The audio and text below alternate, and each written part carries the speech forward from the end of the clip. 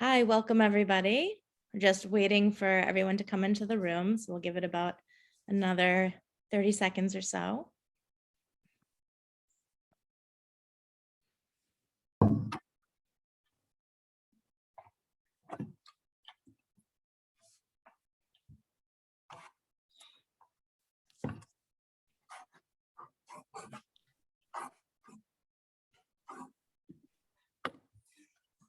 All right, so first of all, thank you to everyone who is joining us live in our fourth and final session of our Gaza 101 mini course. And to those of you who are watching this recording, we're excited to have you with us. So thank you for being with us for this incredible journey in all four parts. My name is Beth. I'm the Executive Director of American Friends of Combatants for Peace. And first, I just want to really acknowledge the three hosting organizations who made this event possible. The Arab American Institute, who is moderating this talk today, Churches for Middle East Peace, and of course, in partnership with us, the Combatants for Peace and American Friends of Combatants for Peace. So again, thank you for being a part of this mini course.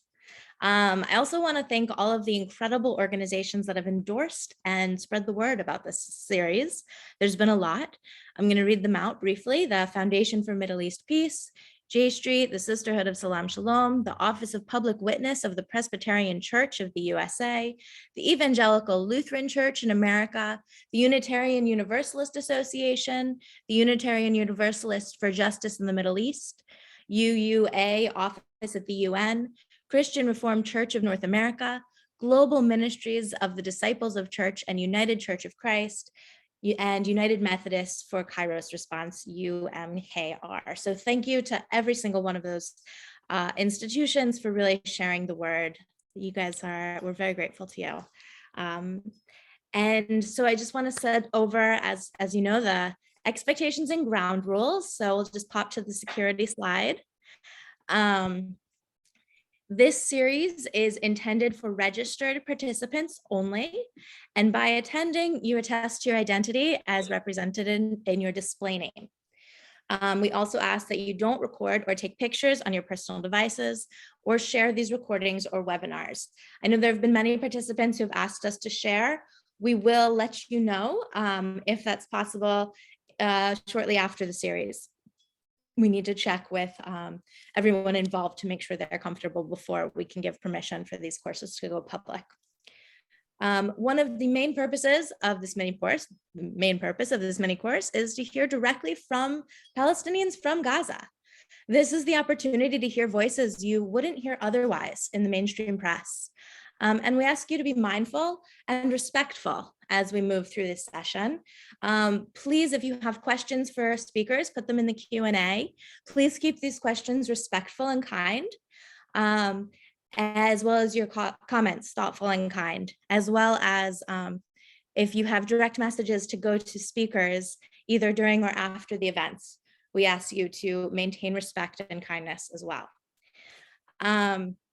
All right, so I am going to introduce our incredible moderator for the event, who is going to be introducing our two speakers.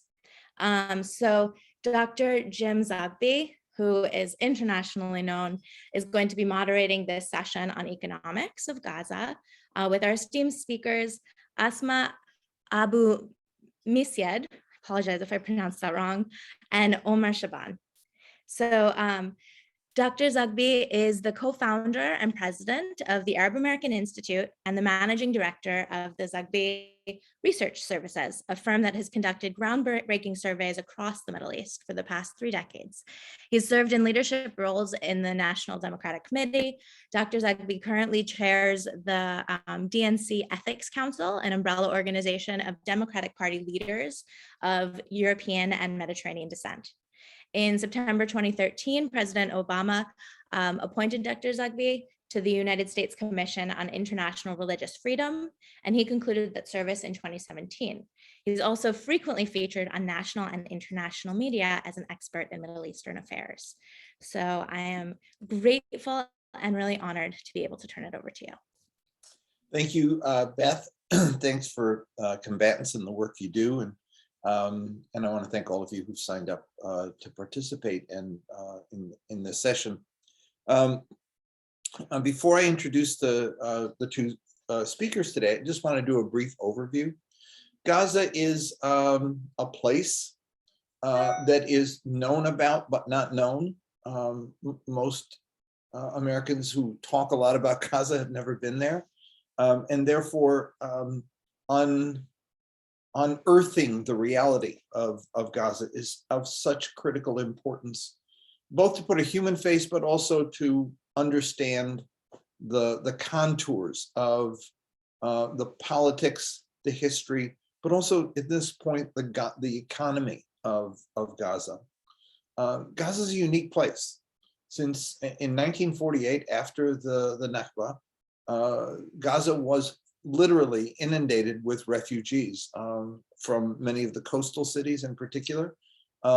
It's estimated that in 48, after the border was established, that about 80% of the population of Gaza was refugees. There had been an indigenous economy, but that was literally taken over by a huge influx of refugees who did not have the ability to develop an economy on their own because they were packed into camps, and UNRWA was the main vehicle to provide support for them. And so there was an impoverishment almost from the beginning. The people lacked the village structure, they lacked their own land, unlike the West Bank, which was mostly small villages.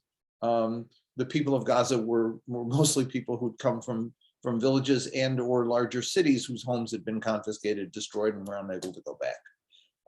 In 1967, Gaza took a second hit with the Israeli occupation, because what Israel did was transform Gaza and its large refugee population into day laborers in Israeli industry and service sectors.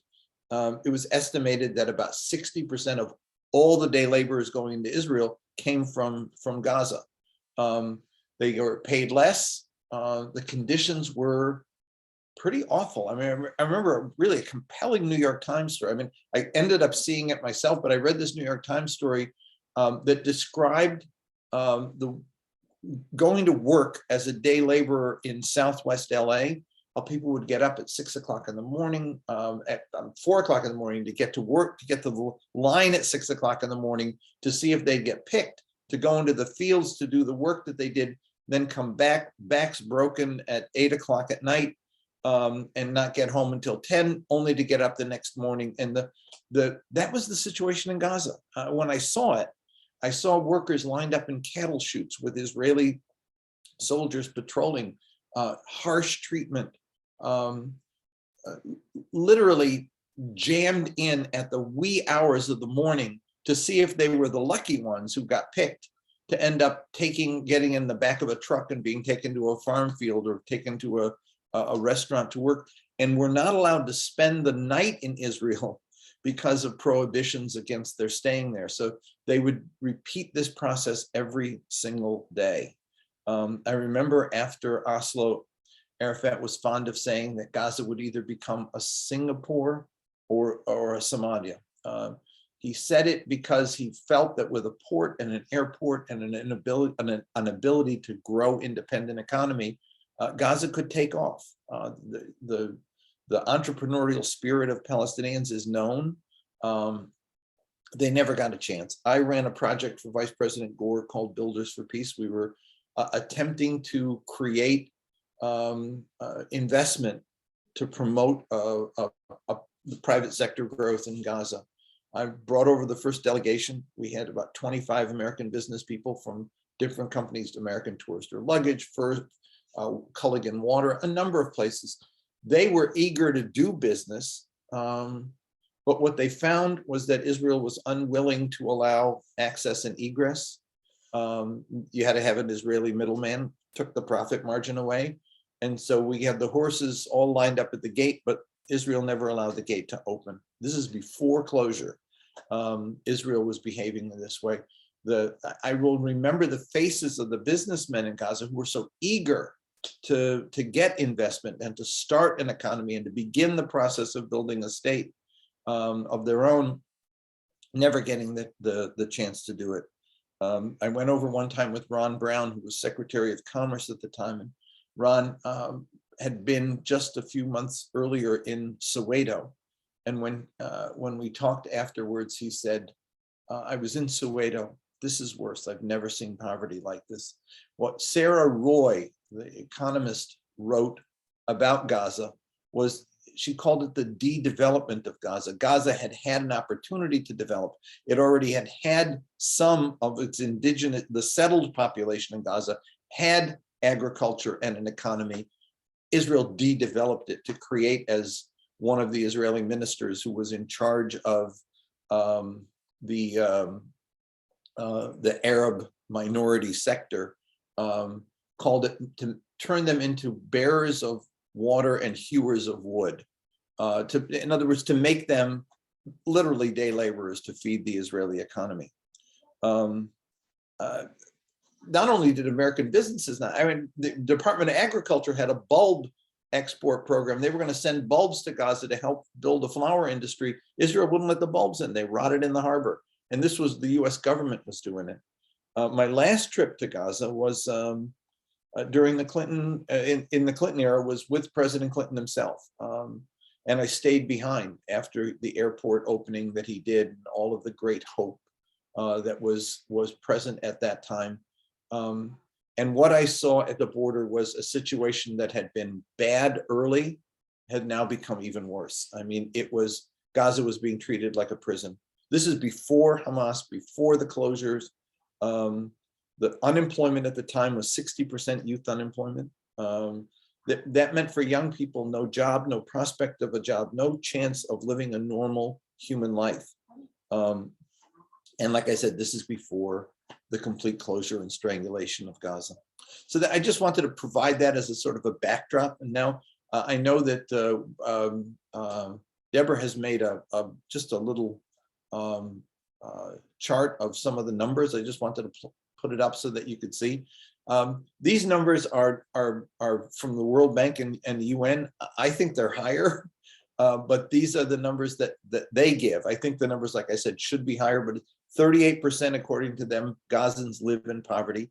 54% are food insecure. 26% unemployed. 42% of the youth population is unemployed, and 40% of the women population is unemployed. And now at this point, it's 2/3 of Gazans are Palestinians in Gaza are refugees. With that as the backdrop, I want to bring on both Asma and Omar to talk about the current economic situation and also the work that they're doing and some of the problems that they are encountering, whether they're the same, worse than the ones that I was observing back 2 decades ago. So if I could, I think I'll start with Asma, who is an economic development and social inclusion specialist working with Oxfam.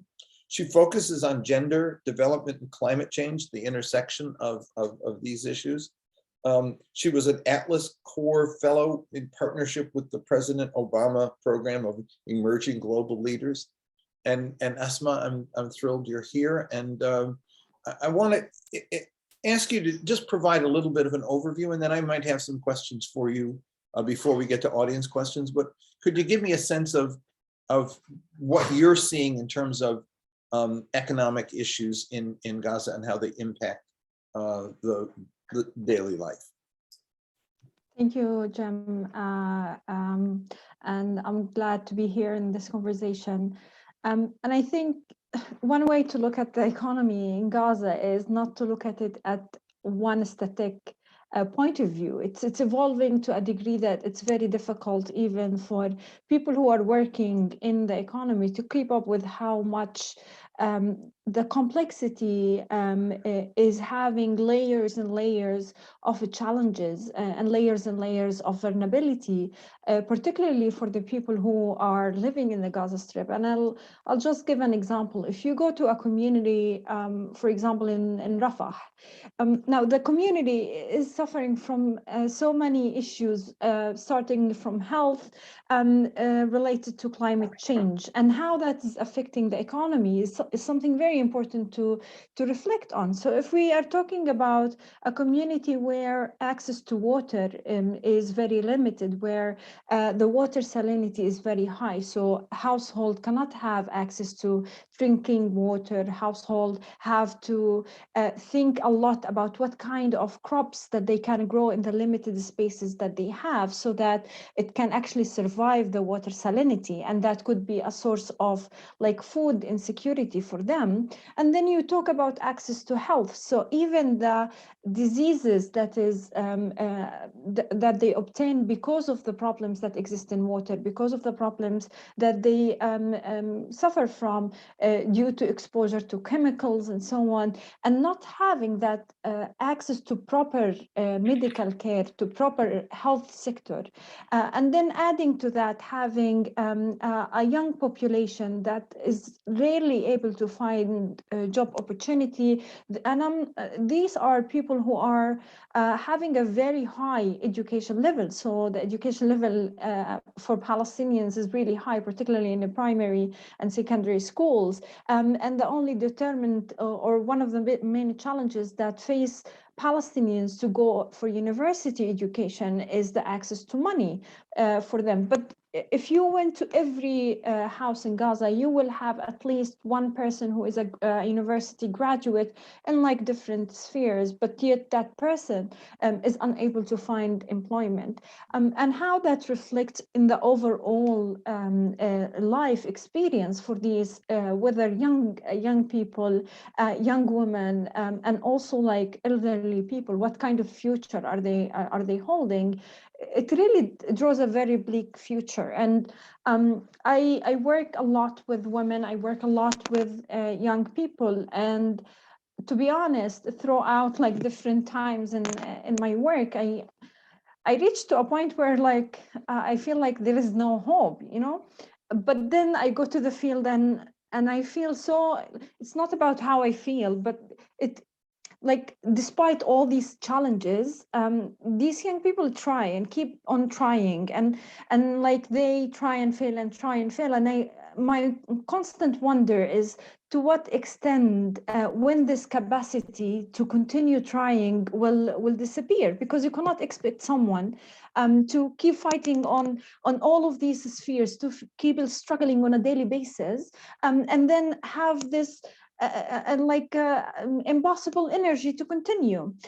So what we are witnessing recently is that a lot of people who are very talented are like leaving Gaza. We are witnessing a huge brain drain for people who are educated, who have a huge skill set, whether in like specialization like medicine or economy, or even people who are skilled in vocational occupation that is very important for the sustainability of the community.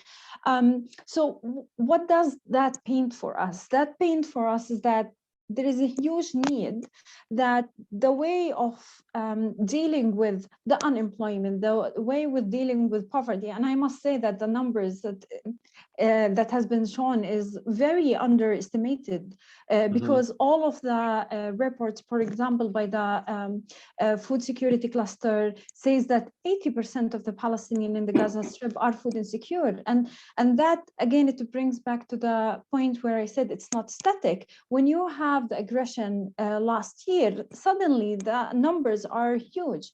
What we are witnessing as well is that when we talk about poverty in Gaza, it's not your very typical idea of poverty, that people are not having access. We are witnessing a huge number of new categories that is entering the poverty line. So those are, for example, workers either in the public sector or in the private sector. But because the economy cannot handle for them to receive full salary, for example, or a salary that is at least at the minimum wage, or even higher than the minimum wage, even the little salary that they are receiving is not enough to accommodate all the needs, the life needs, considering the increasing in the cost of like electricity, the cost of water that we have to drink, the cost of even having public education, yet needing to ensure that your kids are having other teachers working with them, so at least they can tackle some of the gaps in the quality of the education. So you have the Palestinian household being stuck between the lack of job opportunities and then the increasing demand for expenses that they cannot uphold. And on the same time, a very diminishing natural resources. We no longer have the same amount of agricultural land that we used to have 10 years ago or 20 years ago. And we need to think about what would the future be like, considering all these factors together. Okay, listen, I have some questions that have come up in my mind since I've been listening to you, but I want to go first to Omar, who's an analyst on political economy of the Middle East and founder and director of the Gaza-based Pal Think for Strategic Studies. He was a candidate for parliament in 1996, which was something I didn't remember because I was there in Gaza in 1996 as one of the Carter Center election monitors. He's a writer on a number of topics, and one that I'm going to want to talk to him about is, in addition to the reconstruction of Gaza, issues of reconciliation between Hamas and Fatah.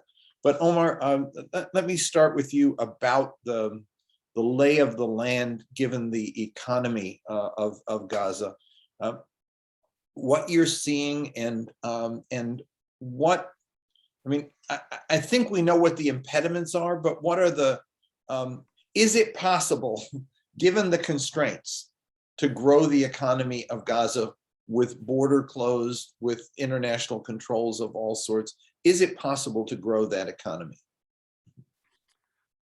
First of all, very good evening to all of you, and thank you very much for inviting me to this session. And it's my honor to be with you, James and Asma and others. And I will not take much of your time of our audience. I'm political economic analyst, so I will try to cover on the strategic view and respond to the question of you, James, and Jim, and some other question.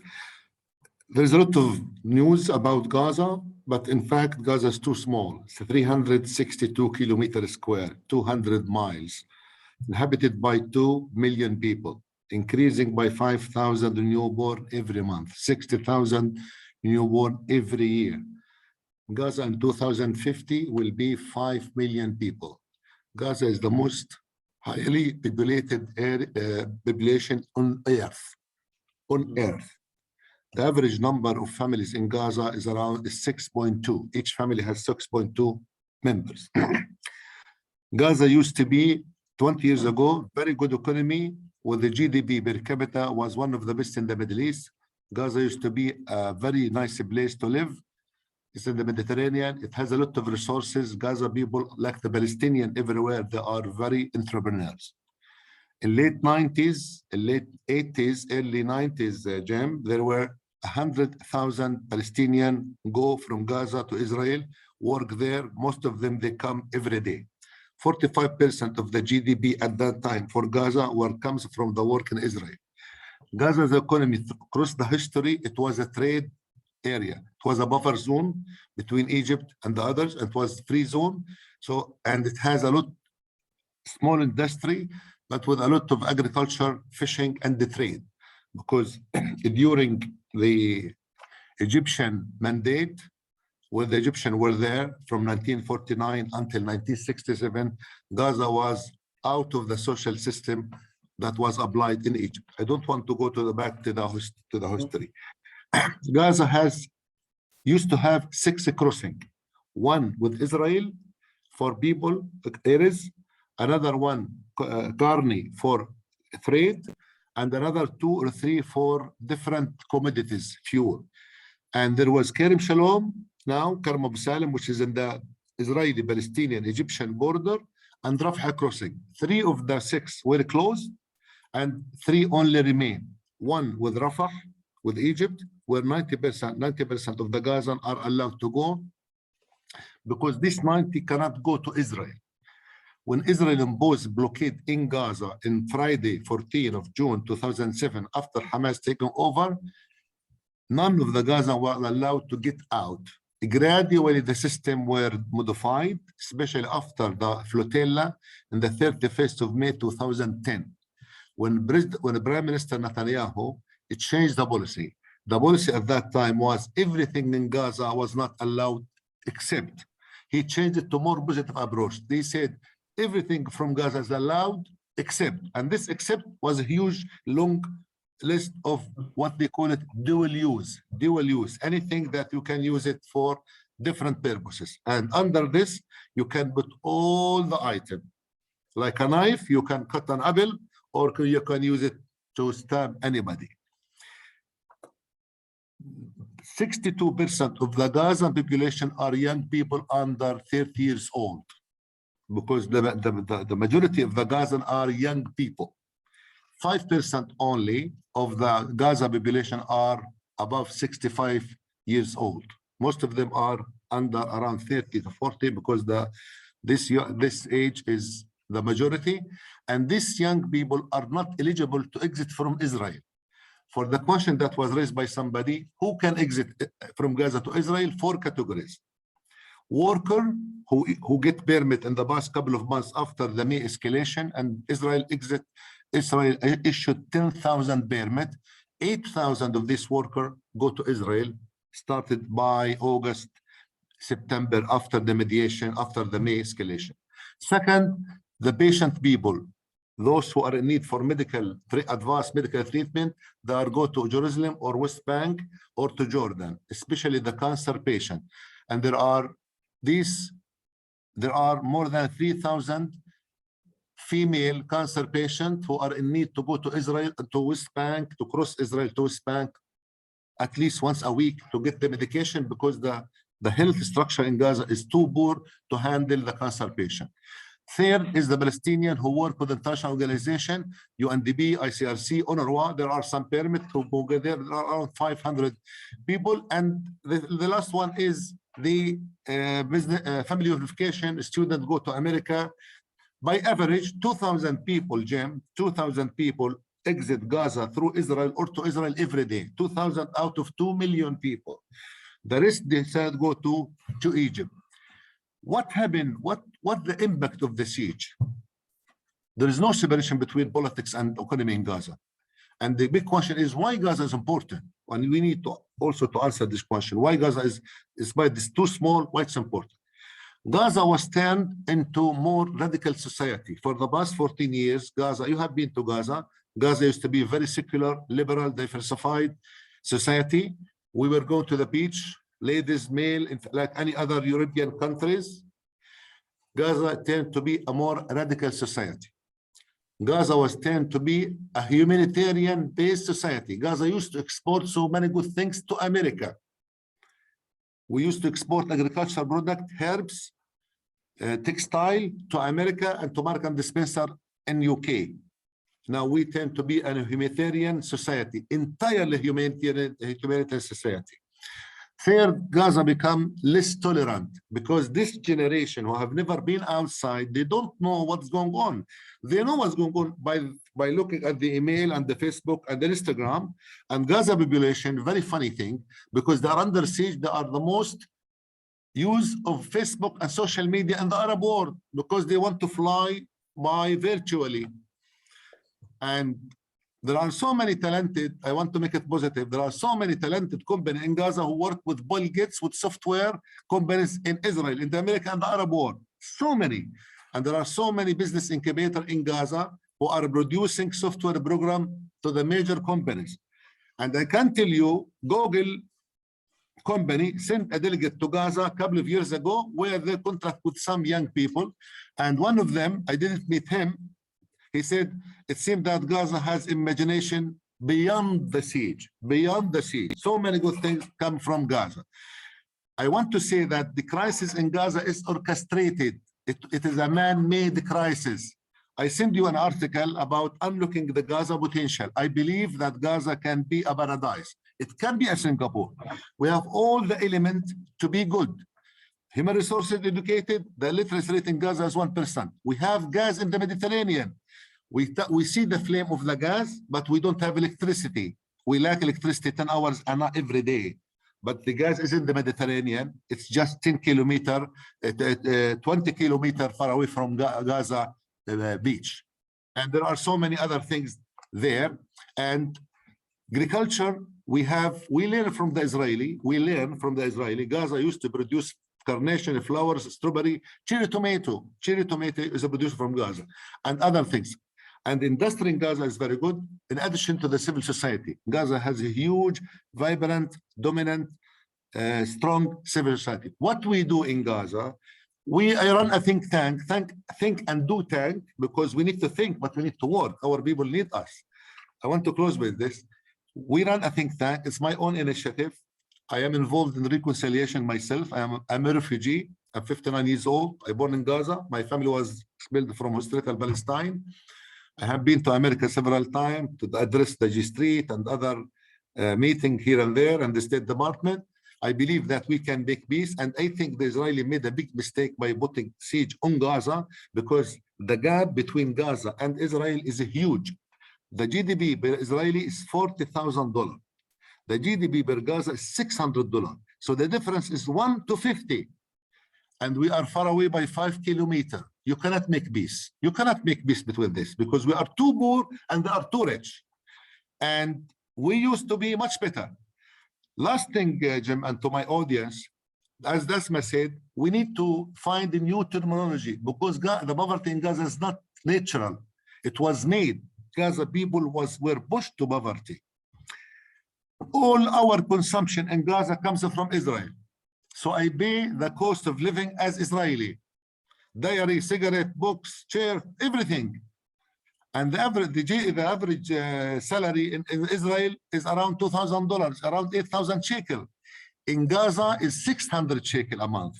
But I pay for the same for electricity and the same for the same food. So we pay the same, but we get much, much, much less.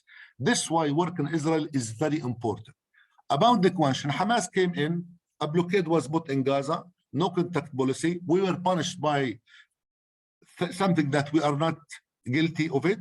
And now all of Gaza were put in the one basket. Gaza is Hamas, Hamas in Gaza. This is not true at all, at all. Yes, many open-minded people have left the country. We used to have 8,000 Christians in Gaza. I'm so close to the Christian community. I'm Muslim, but I believe in all religions. And I was the head of some international American organization working in Gaza. There were 8,000 Christians, now 800. They left, not because Hamas, no, because there is no job opportunity. And the siege is imposed, and many Christians are not allowed to go to Bethlehem or to Jerusalem at Christmas time. So the problem, the Israelis need to understand that their policy in Gaza is not good for all, not only for us, but it's not good for them. Now Gaza is in the back garden of Israel, is more radical, less tolerant, more poorer. And I'm a civil society person. I want to speak frankly. Gaza become more radicalized. And as I was talking to some congressmen a couple of days ago who were visiting Israel and Palestine, the menu of radicals in Gaza is full. We have everybody. Iran, Turkey, Hezbollah, ISIL, everybody's in Gaza, which was not the case at all 20 years ago. And I talk to politicians here and there, I talk to the media. They need to understand why I'm here in Gaza, because I love Gaza. I want to stay in Gaza. I've been to America, but I want to stay in Gaza. And people like us, Asma and myself and others who are able to make that change are losing. The society are losing us. I have 2 boys. I send them to France to have better education. They cannot come back, because if they want to come back from Israel, they need, for anybody, if your son in France or in Italy, you need coordination from Jordan, coordination from Israel to come in, and another coordination to get out. which a process is not easy at all, either to send him to Egypt through Sinai, which will take 2 days to cross from Gaza until you reach Cairo with a lot of money. You need to pay you have to pay $1,000 for each person. I don't want to take much of your time, but we need to understand that the current policy of Gaza, of the Israel in Gaza, is not good. What is doing the government in Gaza, Hamas, is doing very little because the resources are not very little. But I don't like to go to that box of discussion. We are not guilty. We are not guilty. The new generation, like my 2 sons, they did not vote for anybody. And even if they vote, we should not be, this is collective punishment. At the end of the day, it's not good for the stability in the Middle East. Thank you very much. Thank you. We have a number of questions, but before we get to them, Asma, given the work you do, I have a question that has haunted me for years as I've thought about it since the closure in 2007. Some of the things you said brought it to mind. I had done my postdoctoral work in cultures under stress and what happens to cultures under stress. And I pick up hints of it, but I've never seen anyone sort of focus on it. And that is the inward, I mean, what usually happens in a society that is oppressed for a long period of time is that violence becomes extended outward at the source of the oppression. But after a long period of time, the violence begins to turn inward. Could you talk about that a little, the extent to which there are psychological problems, there's abuse in the family, there's drug abuse. These are, you know, to be clear, they're the fault of the oppressor who is creating this, literally this intense pressure on people and no hope. I mean, I think that was the thing you talked about. I mean, that if you're an educated young person and you can't find work and you can't find an opportunity to live a normal, decent life, then the chance that you're going to go off the rails is real. Can you talk a little about what are there metrics that do we know about the extent of problems within the family, problems of drug abuse issues, problems of people giving up hope and its manifestation in daily life? Can you talk a bit about that? Yes, and I just want to touch on the point that you mentioned in regards to like how violence does not work in silos. In fact, it's the overall violence that people experience that creates cycles of violence that goes like smaller and smaller to reach the individual. And after the 2014 war, Sussex University has conducted a study that explored the gender-based violence on Palestinian women after the war, and like they went into through a very depth analysis of how and why there has been a huge spike in violence at the household level between spouses, but also towards the children, and what the analysis found, and many other studies, they brought like a concept of a broken masculinity.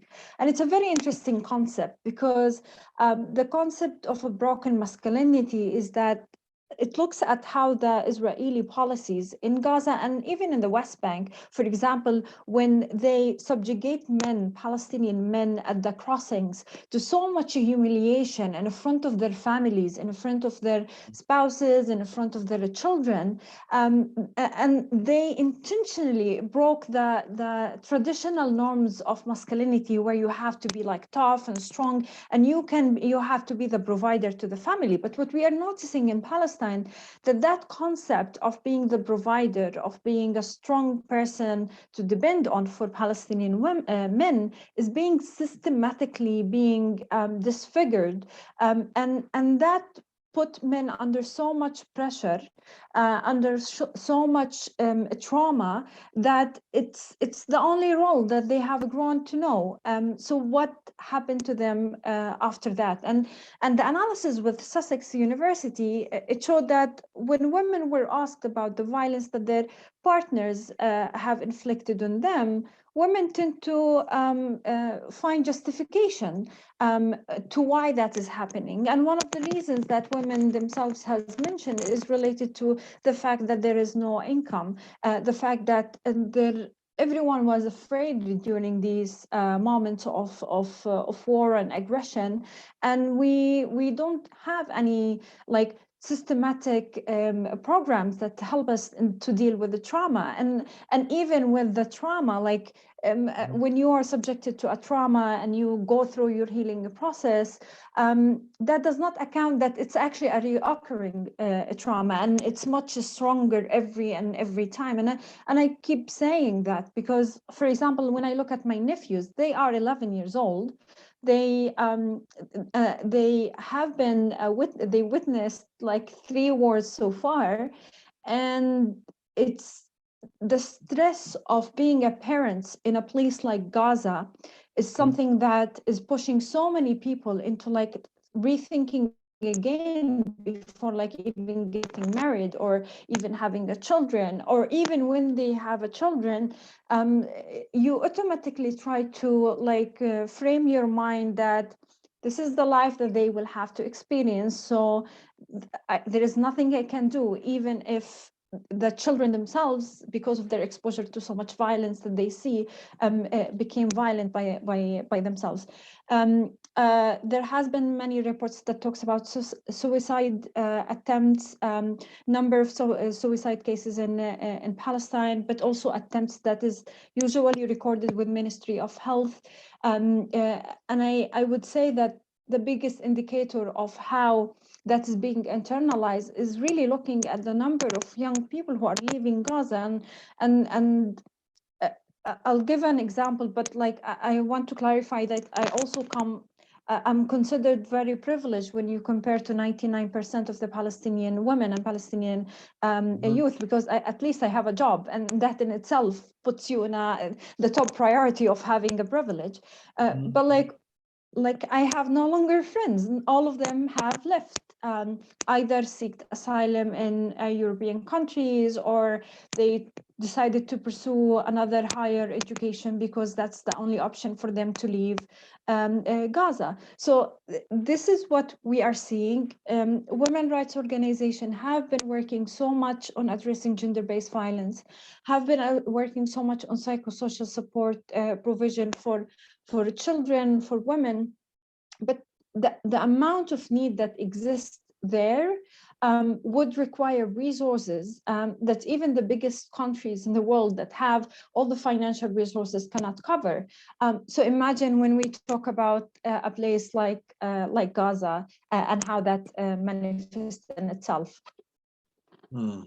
Thank you. I mean, that's exactly what I was hoping to better understand.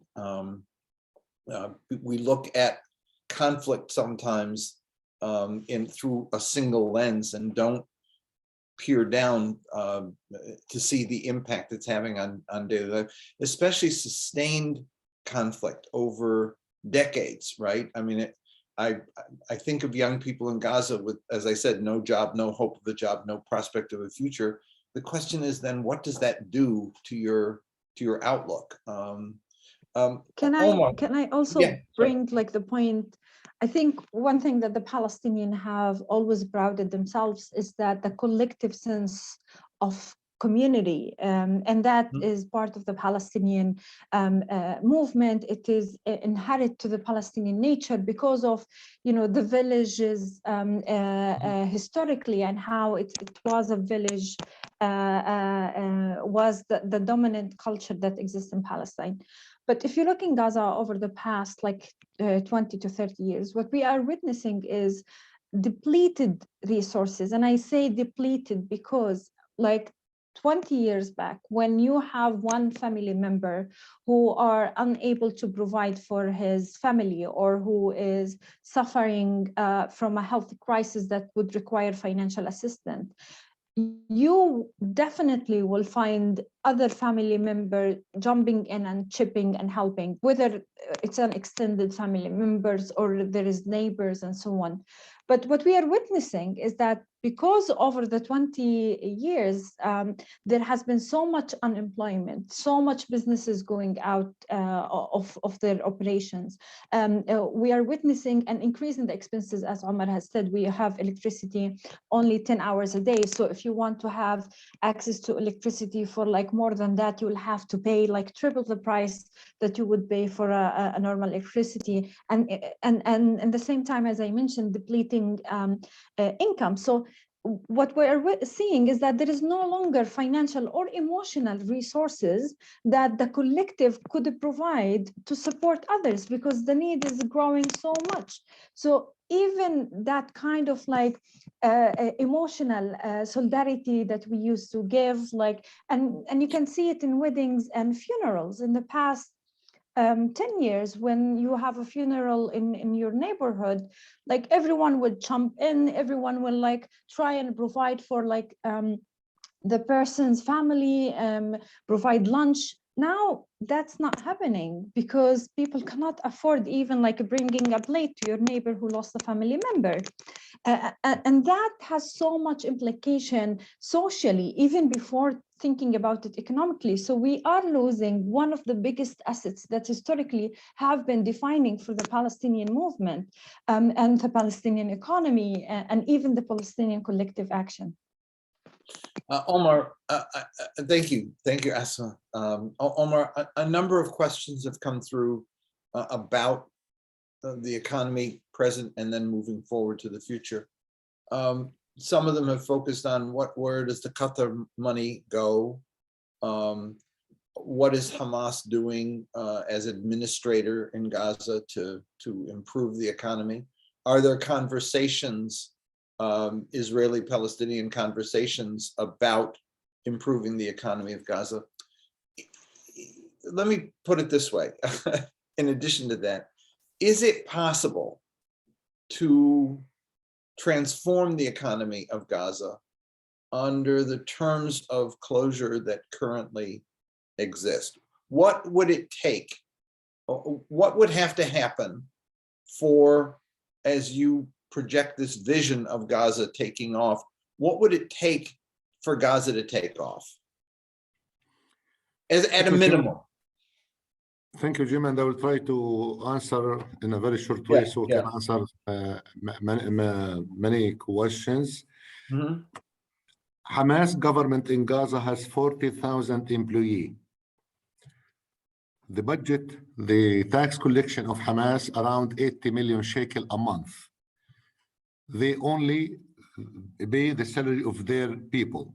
They cannot pay the full salary since September 2013, when President Sisi came in and demolished the tunnel between Gaza and Sinai, which was the main life of taxation to Gaza. The revenues of the de facto authority has been decreasing remarkably. The other player in Gaza are the international organization, mainly UNRWA, who are employing some 15,000 employees in Gaza, mainly in the education and health sector, and other organizations like Oxfam, UNICEF, ICRC, but mainly UNRWA. Third employer is the civil society, Palestinian civil society. There are 1,000 civil society in Gaza, around 2,500 in Gaza and West Bank, but in Gaza 1,000. And civil society has long experience in serving the community because there was no national authority. For the past century, there was no national authority. And this is, people need to understand that civil society has been very important. Women organization, young organization has been working in Gaza and Palestine for the past 100 years before the establishment of the Palestinian Authority in 1994. So civil society play major role, especially during the crisis time. During the crisis time, during the war, everything disappeared apart from the civil society. Gaza has been subjected to 4 wars, 2008, 2009, 2012, 2014, 2021. And I say 4 major wars in addition to 200 small wars. To 200 small wars, 2 days war, 1 day war, 1.5 war, 2 hours escalation all the time. Why the Israeli put this? Because Hamas take over forcibly Gaza on 2007, defeating the Palestinian Authority, send them to the Palestinian to West Bank. Hamas does not recognize Israel. Israel does not recognize Hamas. Israeli government in September 2007, after 2 months, they declared Gaza as hostile entity. And another funny thing, the only country who recognized Gaza, the new entity, is Israel, because they give them a new terminology, which is the hostile entity, which cuts the bank, the financial, the export, the import, everything with Gaza. So Gaza become isolated like Russia now. So the importers of Gaza are become unable to import directly from Israel, so they have to go through West Bank or Israeli. The Israeli policy on Gaza has been changing, as I said, in 2010 with the flotilla, and it's become more understanding. Now, more workers go to exit Gaza to Israel, more product coming to Gaza, but still the level of intervention in Gaza is very little to cope with the need. There are 250,000 unemployed people. Most of them are young people, fresh graduate. And according to the World Bank report was published last year, the unemployment among the fresh graduates in Gaza is the highest in the world. As I said, 20,000 new fresh graduates every year. And these 20,000, only few of them find the jobs. The government in Gaza, Hamas government, employ 1,500 a month. The Qatari came in after the March protest in the border. So the Qatari came in, and the Qatari gave $30 million a month. Would go to details, I am aware of this, $10 million to buy electricity from Israel to provide Gaza. That's why we have the biofuel that operate the Gaza power plant. Gaza has one power plant that that generates some 80 mega a day. The second $10 million is the support the salary. They support the family, poor family. There are 100,000 poor families receive $100 a month. Can you imagine $100 a month for a family of 6 members? This is not at all enough for even to buy bread. But there are too poor that makes the $100 is good for them, and they are fighting for it. The third $10 million. It was negotiated between Gaza Authority and Israel with Egypt. The Qatari go to Egypt, they buy fuel from Egypt, bring it into Gaza, then the Gaza Authority liquidate it into cash. Because the new Israeli government, they said no way to transfer cash to Gaza, as it was the case during Netanyahu. And you remember there were photos, pictures where the 3 sacks of money, cash, dollar, brand new dollar, printed in New York, were brought into Gaza from Tel Aviv airport. It's very paradoxical situation. While they are enemies, but they transfer money into Gaza. So the Qatari paid $30 million a month, in addition to some contribution to the reconstruction of Gaza. Thousands of families still homeless. Their houses have not been built, especially in the after May escalation, which lasted for 11 days. 11 days, 1,500 flats were destroyed entirely, and infrastructure, water. The new Israeli government said no way to reconstruct what was destroyed in May. Because Israeli government go to politics a little bit, because it's very important. Israel said no, 3 files, we need to have an agreement together. Reconstruction of Gaza, a prisoner swap with Hamas, longer term truce. Hamas' position is to separate between the 3 files, because it's good for Hamas. They want to have a full deal on each package. Now, the Israeli government is too weak, for me, understanding as political analyst, is too weak to reach a deal like the one with Shalit in 2011, when 1,100 Palestinian prisoners were released for the Israeli kidnapped soldiers. What we do, we try to impact the situation in Gaza. We as a think tank, in addition to other programs, I will tell you an example. We have a project from the American institution, $15,000 only, to start a business. We announced the application. We received 300 applications. We wanted 20. and we will start the training how to start a business next week. This is the second round. We work a lot with young people about civic education, democracy, because the last election in Gaza and Palestine was 2005. And many young people, they have never casted their votes in any election. No university, no syndicate, no parliament, nothing. And there were hope in May to run the parliamentary election, Jim, but the president postponed it because Israel refused to make it in Jerusalem.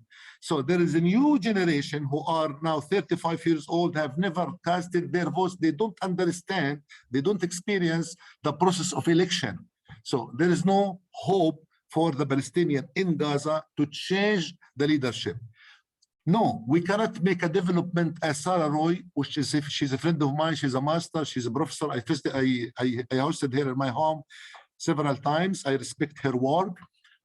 The development of Gaza. Gaza was rich. Gaza was secular. Gaza was exporting society. Gaza was like any other cities in Greece. And many elderly Israeli used to come to Gaza, stay 2 days, Friday, Saturday, and they leave on Saturday evening, enjoying the Gaza fish. We have restaurant, we have 5-star hotel, we have a cultural center. Many of the talented Palestinian in sport, in singing, painting are from Gaza, because Gaza is known among the Palestinians as the best inventory for politics. Many of the Palestinian leadership of PLO are from Gaza. Many Palestinians from Gaza around the world, in the Gulf, in America, they are ready to invest. And we have 7 million Palestinian diaspora.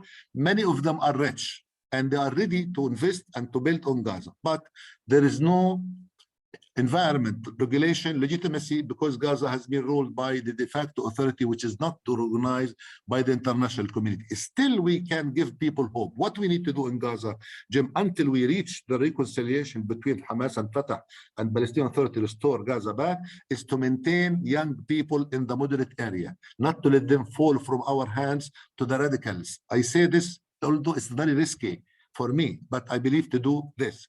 We need to keep people by keeping them in the moderate, by giving them hope. How? Giving them jobs, giving them a training, cyber, virtual learning, send them to scholarship, bring diplomats to Gaza. Gaza is visited by many diplomats. The American cannot come to Gaza, but other diplomats, British, today I received the German, next week I'm receiving the Swedish consul. They want to do something in Gaza, but we are lack the regulatory system. Why Israel did that? Because Israel, it was said by Netanyahu himself. He said, I sent money to Hamas to keep the Palestinians divided. He was so clear. He was so clear. So they want to have two leadership, one in Gaza, which is the bad one, and one in the West Bank. And he gave neither of them anything. No peace process in the West Bank, no removing the siege in Gaza. The Palestinian reconciliation, the Palestinian election is good for Israel, is good for the international community. The American administration during President Biden is much more understanding rather than Trump. Trump administration did very bad. I met some of the advisor of Biden, Mr. Hadi Amir and others. I am invited to Jerusalem to meet with them to brief. And there is some changes in the American policy towards Palestine and unification. Israel need to understand that the Palestinian division is not good for its security and is not good for the region. Yes, respond to some questions. There are so many, there are big rooms to help people in Gaza University. They need education. Gaza Jim was disconnected with outside. University stopped to have programs. Gaza downgrading. So the level of education on UNRWA, it become less advanced than before. But still, I can send you a lot of links about young people who are doing great work through media, through social media, software development, talented people, civic education. I am local NGOs, work with young people. We receive some small fund from the Canadian, from the American, we used to have, from the British, from the German, from some NGOs. And you are amazed by the talent of the young people who want to do something and who still maintain hope. Gaza is not a poor area only. We don't need food, but we need thoughts for the future.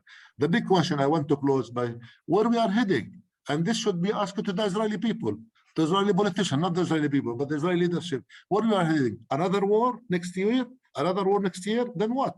You will kill another 2,000 Palestinians, then what? You're creating the enemy of the future. When you kill a parents of a family, you turn them to an enemy. And there are so many children in Gaza who lost their father and parents during the war, and they don't have house.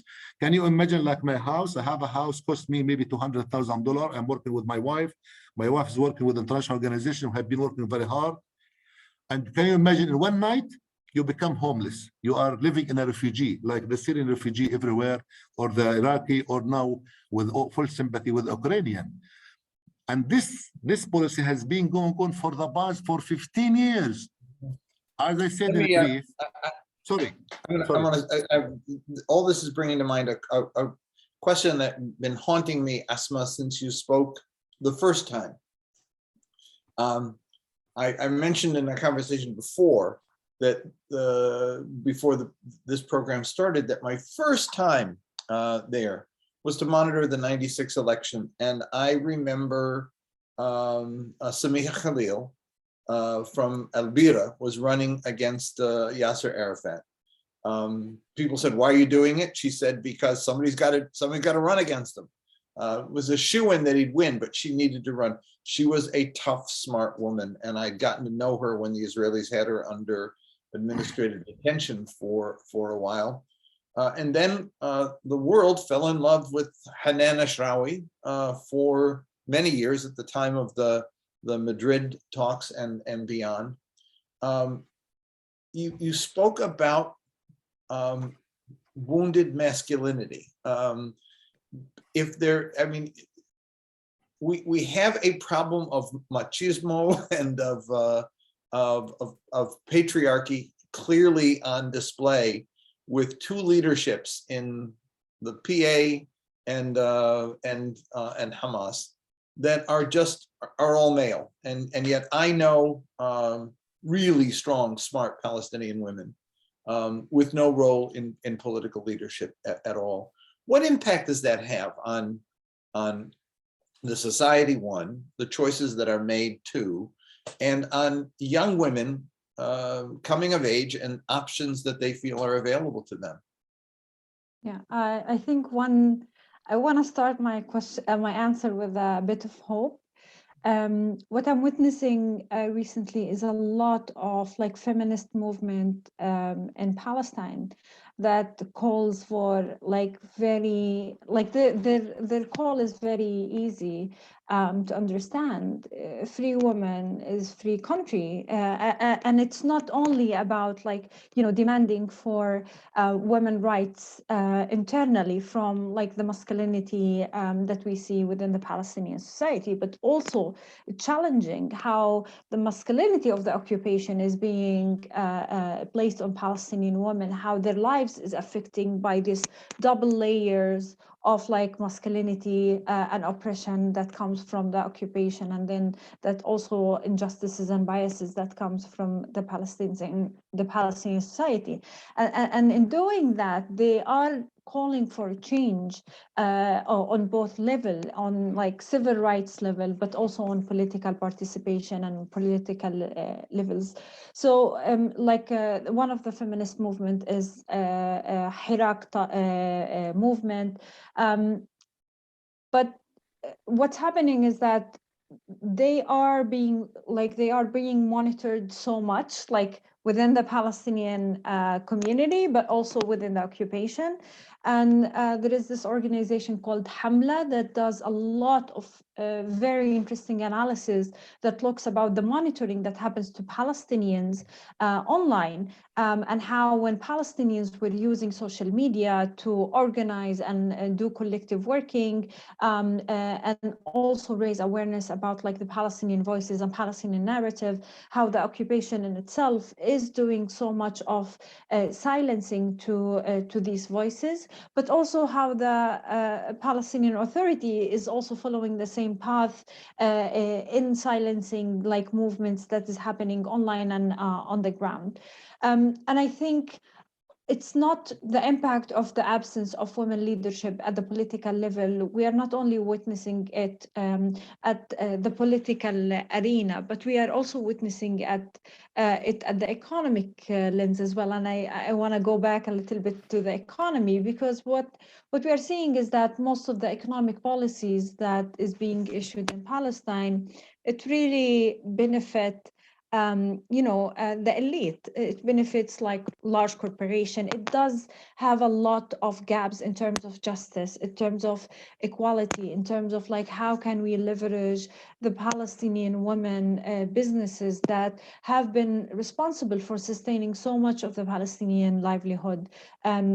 What can be done to ensure that the Palestinian women work is being recognized, labor is being recognized, and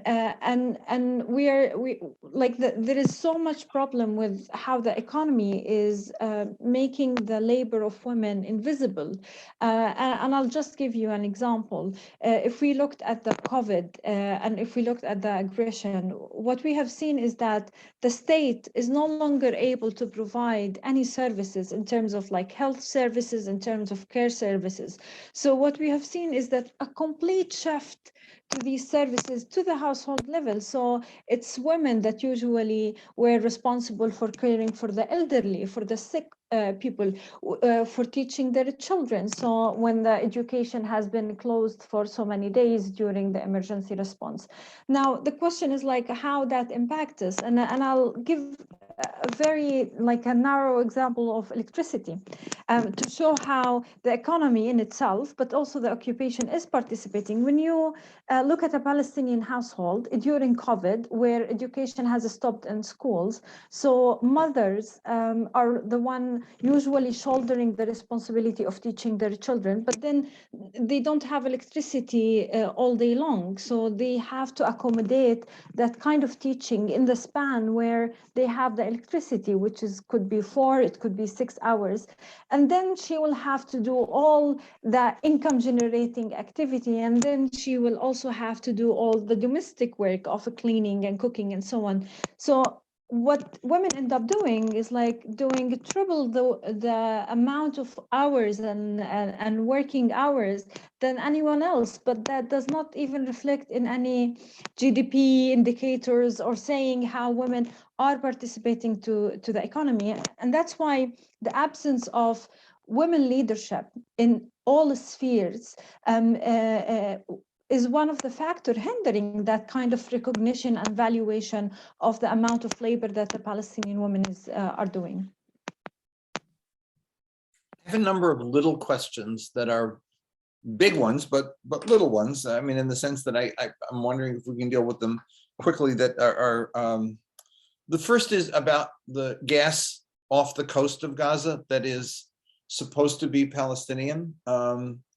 Is it being exploited, number one, by Israel? Do Palestinians have access to the revenues from it? Will they have access to the revenues from it? What's the situation of that? Omar, do you know? Yes, I'm aware of this. I wrote 2 articles about it. I will share it with you so you can share it with the group. There are 2 wells. One is close to the Israeli-Gaza border, and the second one is quite far away. The estimated the quantity is around 30 million cubic meter. It can generate $15 million. There was no, the British Gas take the concession, they discover it, and they bought the flames. They invested some $60 million in putting the pipe. Without going to details, at that time, Prime Minister Sharon said to Arafat, no way I give you money for this. I can give you in kind, food, clothes, whatever, but I cannot give you money, cash in return. And another condition, which I put it in my article, Sharon want the pipe to come to Israel, then from Israel go back to Gaza. At that time, Arafat said, no way, I want to have some sympathy of sovereignty. So the negotiation stopped. Now Hamas in Gaza, the negotiation stopped. There were some rumor that the Gaza gas is exploited by the Israeli and was sent to the West Bank to some power plant is built in Jenin. There is a negotiation by the quartet now about gas for Gaza that intended to turn the power plant from fuel to gas. The cost of this pipe, I did the study.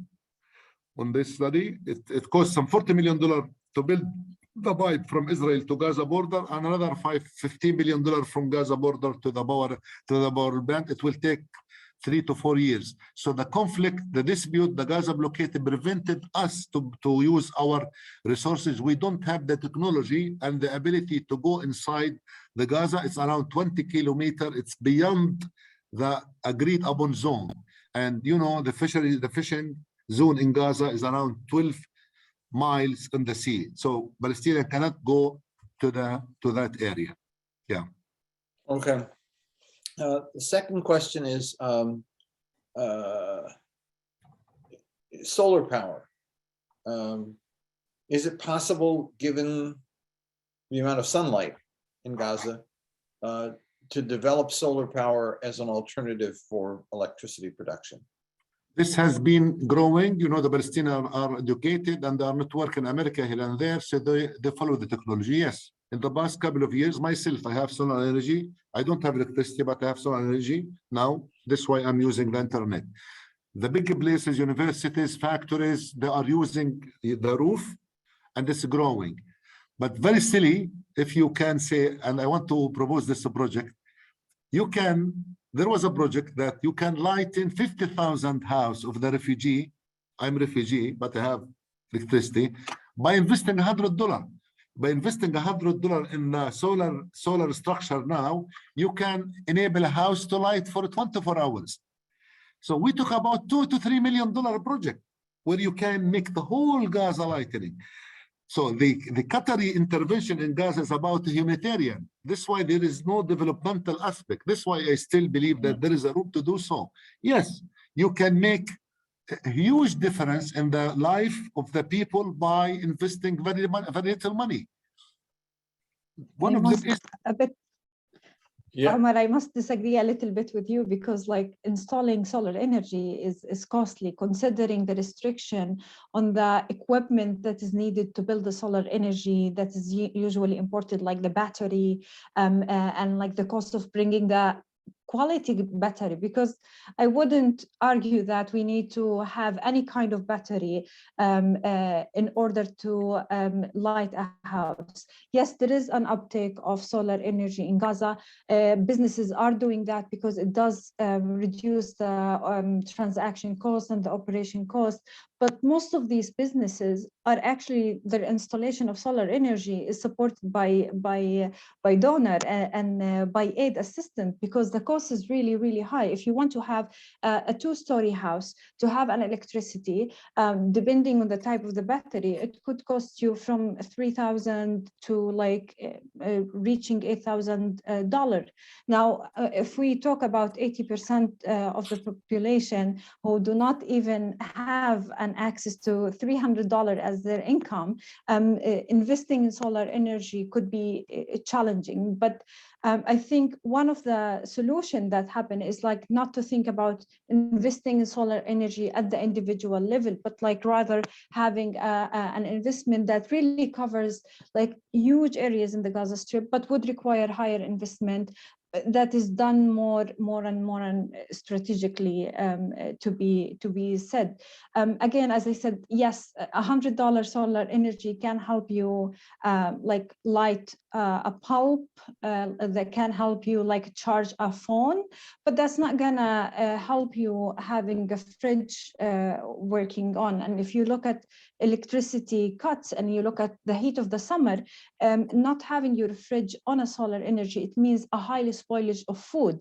A highly spoilage of food, it means a waste for the little resources that brought the food. So I'm someone who really advocate for like having a comprehensive solution like that is more sustainable, that is more dignified for the population than like, you know, a piece that give us all hope, but that's not, you know, what people practically need on the ground. Let me ask a question about the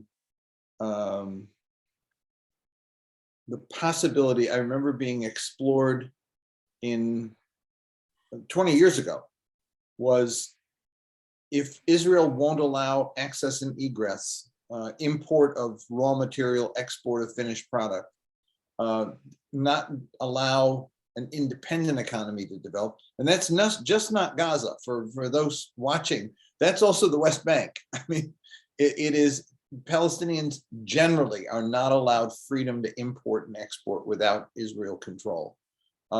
Given that, is it possible to have an online economy? I know that some call centers have been developed. I know that some tech development has taken place. I heard a story once that Waze rather, was developed by two young Palestinian guys and working for an Israeli company. I don't know about that, but you talk about, Asma, about the brilliance of young people and their creativity, and Omar, you've talked about the high levels of education both of you have. Is it possible to develop an online economy that doesn't depend, it's virtual, that doesn't depend on import-export capacity? The short answer is yes and no. I'll tell you why the yes. There has been a huge interest in like e-commerce, like utilizing social media platforms to sell and buy online. Now that works for local markets. And we have seen that like taking up so much during the COVID, just like around the world. A lot of the buying and selling of services of clothes is happening on online platforms. But when it comes to talented like coders, people who are in the IT spheres, like IT companies, there has been so much systematic efforts in order to go beyond the border, to go borderless. And we have met and we have done analysis on the challenges that these businessmen do. They do deliver really good quality, but to sustain a business relationship that is more beneficial and that is growing, most of the owners of IT companies face the ability of meeting their clients to establish that kind of a trust. And the other layer is related to the impediment relation to transfer of funds or transfer of money in return for services.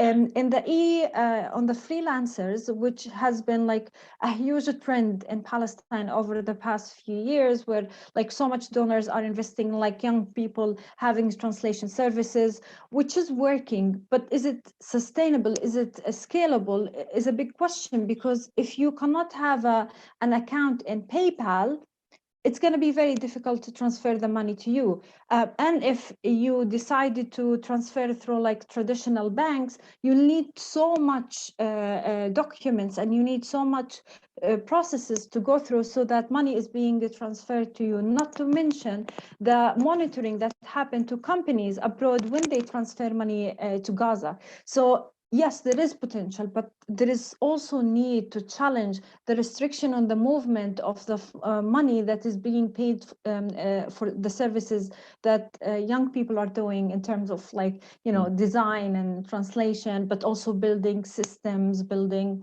websites, and even building application that's providing unique services to communities. I have two last questions that have come. The first is, and I'd ask if you would to enter them in the chat if you could, is people want online resources and books about the history of politics and economics of Gaza, and history and relationship of Israel, Palestine since 48 or earlier. I would also suggest, if you are out there and you don't get what you need here, simply write to me at the office, and I'd be happy to provide you with some of that, because I did my work on that. That's a field of my study, but I'm sure that both of you have things to recommend, and it'd really be great if you could provide them. And the last question is, people want to know how they can help. We've got a couple of things in the Q&A about how can people help if they want to help the the people. Part of me is disturbed about, we're talking Gaza as if it's some sort of strange creature out there, and not part of Palestine, not part of a national community.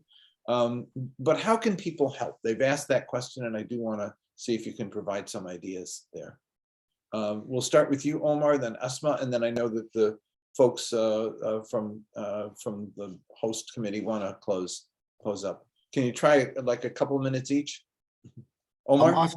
I'm asking this question all the time. First, try to understand the reality. Understand the reality. Gaza is under severe collective punishment. Second, you need to look out of the box. Rocket from here, rocket from Israel. It's unended cycle of violence. Destruction, destroying another war. We need to get out of this. Israel blame Hamas, Hamas blame Gaza. Hamas blame Israel, Israel blame Hamas. It wouldn't help. We need to go to the roots of the problem. The roots of the problem is lack of election, lack of hope, lack of Palestinian reconciliation, the Israeli siege that pushed Gaza to the poverty. Third, Gaza needs recognition. This is what I keep talking to the diplomat and the international journalists who are visiting Gaza. Need recognition by talking to them. So we need more program in cyber, virtual, scholarship. It's not about food. You cannot compete with the Arab and the Muslim charity in this. And there are some people who are using Gaza. And please, don't listen to anybody who are digging on the internet. It's become a phenomenon. We have been used, Jim, Palestinian cause have been used by many Arab and Islamic countries, and they are collecting a lot of donation here and there in the name of Gaza, and very little comes to Gaza. Go to the war development thing. For example, as the program that we do, start your own business. Imagine that we do this for 200 young people, and then we provide them with some consultation, with some monitoring, with some seed money to start a business, because the banks in Palestine, in Gaza, they don't give young people loans. So go to the education. One of the things that I would like to do, I hope, that is the digitalization of the education, making training for the teacher, for the professor in the university and the school, to let them know about what's going on in the technology, so they can transfer the technology to the student. One of the things that I would like to do, not me, but I would like to do, is the summer camp. Jim, UNRWA used to organize summer camp for 50,000 children in Gaza in the summer on the beach. Music, teaching, painting, stop, because the American administration stopped the funding of UNRWA. So who's doing the summer camp now? The other side. They're training them on other things, military. So we need to give the people the opportunity to learn and to be normal after the war.